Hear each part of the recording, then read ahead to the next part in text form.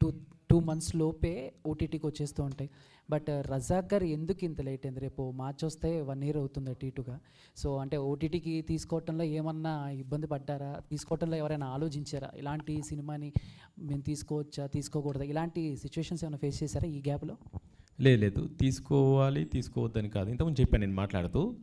Cinema మేము మార్చి 15th తెలుగులో release చేసిన తర్వాత 1 month గ్యాప్ తర్వాత హిందీలో రిలీజ్ అయింది, మేలో రిలీజ్ అయింది. సో అక్కడ 2 months పోయింది. అక్కడ ఏప్రిల్లో రిలీజ్ అదైన తర్వాత ఏం జరిగిందంటే, అక్కడ మేము ఒక సంస్థకి థియేటర్స్కి విషయంలో సిగ్నేచర్ చేసే దగ్గర 6 months వాళ్ళకే రాయాల్సి వచ్చింది, సంతకం పెట్టాల్సి వచ్చింది. అక్కడ థియేటర్స్ కోసం మాకు మంచి థియేటర్స్ కావాలని.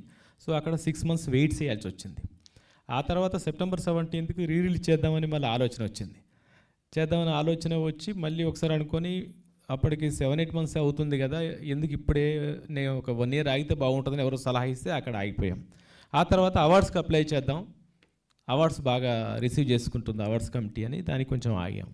ఈ విధంగా ఇప్పుడు చాలా అవార్డ్స్ చెప్పాను ఇంతకుముందు, ఒక 18 ఫెస్టివల్స్కి అప్లై చేస్తే 15 దాకా అవార్డ్స్ సెలెక్ట్ అయింది. అట్లా ఆలోచిస్తూ లేట్ అయిపోయింది. కానీ డే 1 నుంచి మాకు ఆహా తోడుగా ఉంది, ఆహా సపోర్ట్గా ఉంది, ఆహా ఎనీ టైం రెడీగా ఉంది. మేమే ఈ కారణాల వల్ల లేట్ చేసాం.